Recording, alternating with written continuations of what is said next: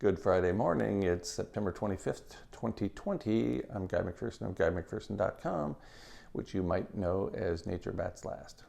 I'm here with my puppet buddy, and we're going to provide some headlines as the stock market's open in the United States. And when I say we, I mean he plays the strong, silent type.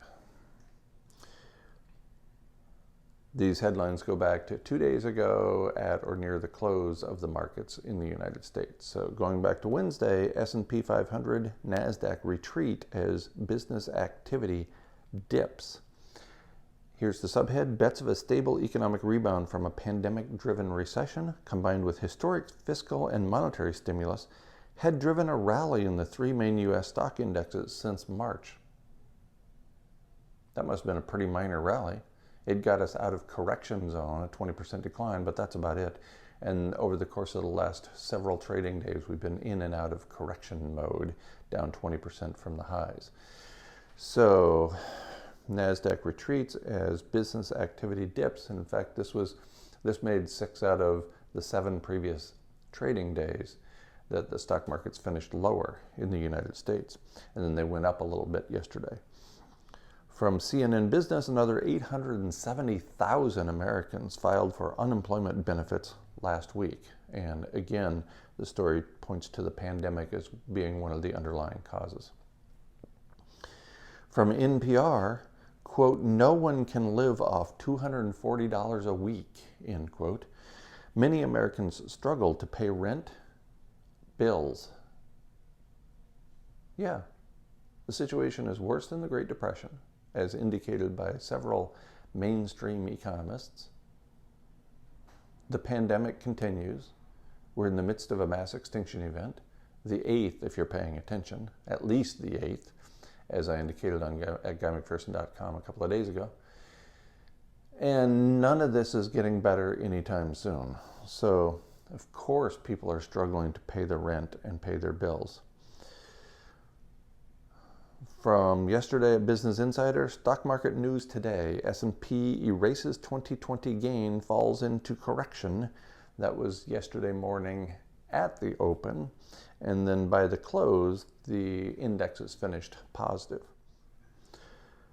From CNN yesterday after the close, Fauci cautions that a COVID-19 vaccine won't eliminate the need for masks and public health measures.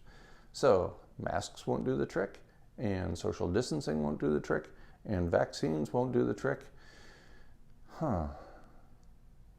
Looks like maybe nothing is going to do the trick. So we might be stuck with this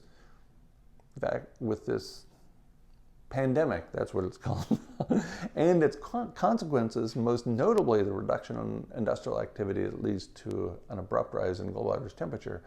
So the trickery continues from Fauci and others in government, and the trick has been played on us, folks. It's not a good thing.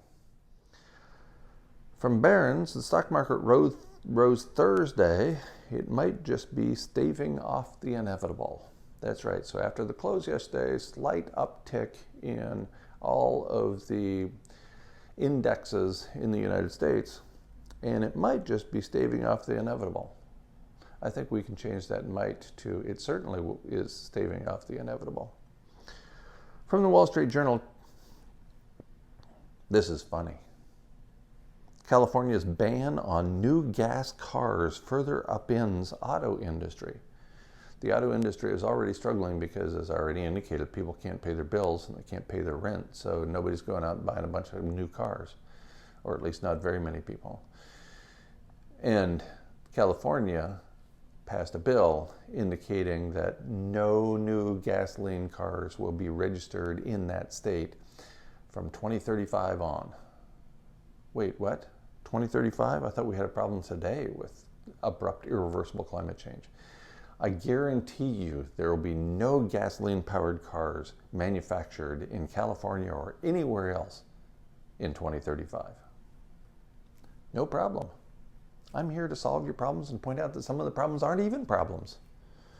From MarketWatch, that stock market storm investors are so worried about, it's already here, warns fund manager who's returned 50% so far this year.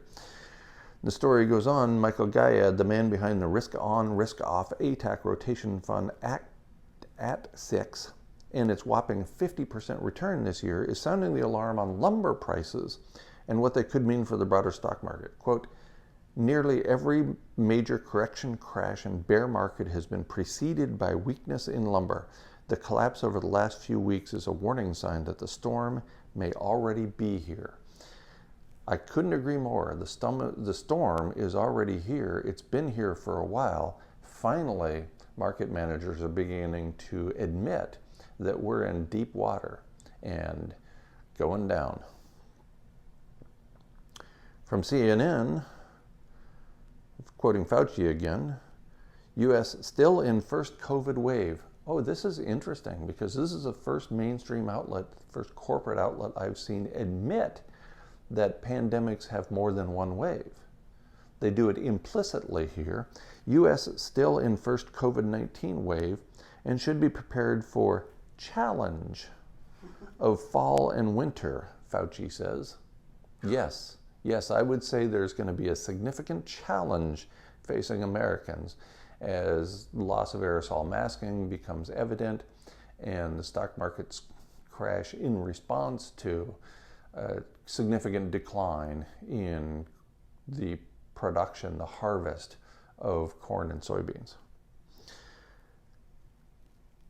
Finally, recognizing that we have a significant issue here, the Washington Post quotes Pelosi, House Speaker in the House of Representatives in the United States, Nancy Pelosi.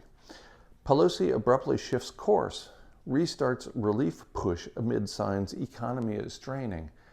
You just noticed? This is the problem with having millionaires represent us.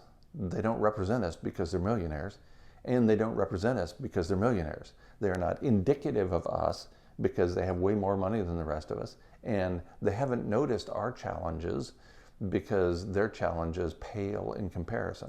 Now, finally, Nancy Pelosi is noticing there's something of a crisis going on. Oh my goodness, should I tell my puppet? You might as well. It's just as much good as telling the Washington Post. And from today, U.S. stock futures point to fourth week of declines. And so we've had 3 weeks in a row ending last Friday in negative territory for the stock markets in the United States.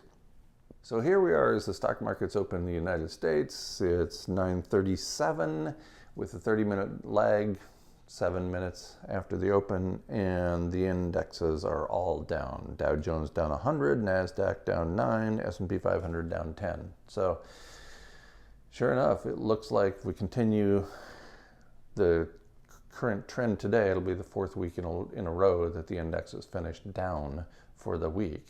And that's just an indication, finally, of the markets catching up to the reality that we're in deep water and circling the proverbial drain. So, if I were you, I'd get a puppet so you had somebody to talk to, somebody who'd actually listen as much as any of your congressional representatives and senators do. So, I'm going to be spending my time with this guy, if you don't mind.